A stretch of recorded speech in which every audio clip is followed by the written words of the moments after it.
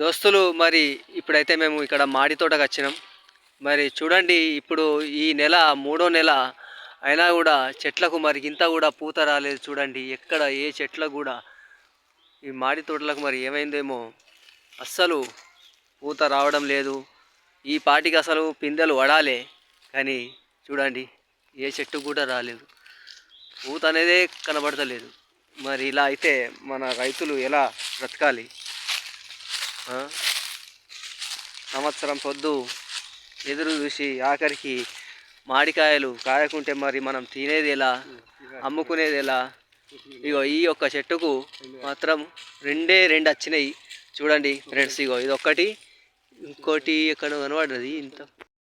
ఇగో ఇక్కడ ఒకటి, ఈ చెట్టుకు రెండే. ఇక మిగతా ఇగో చిన్నవి, వేరే ఏ చెట్లకు కనబడతలేవు.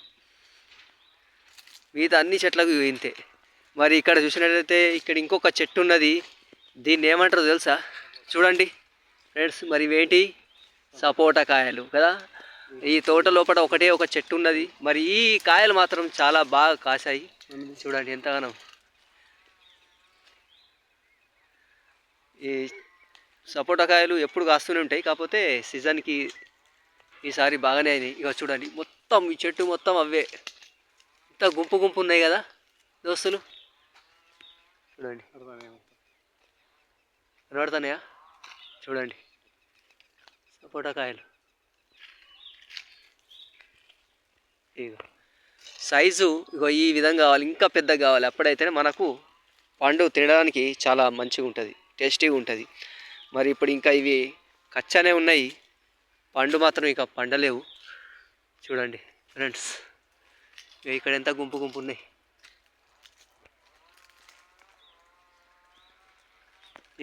ఇదిగో చూడండి కదా. ఇంత తోట లోపల ఒక సపోటా కాయ చెట్టుకే సపోటాలు కాసాయి. మాడి చెట్లకు మాత్రం పూతనే లేదు, కాయలు లేవు, పూత లేవు. చూడండి చెట్లు మాత్రం ఎంతో పెద్దగా ఉన్నాయి మాడి చెట్లు. కాకపోతే మరి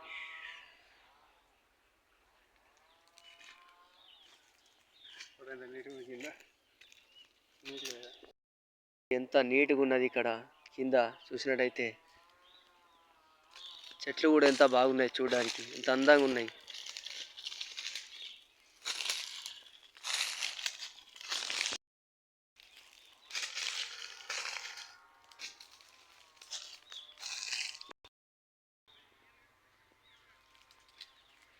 ఎటు చూసినా చెట్లే చెట్లు, మాడి తోట, మాడి చెట్లు.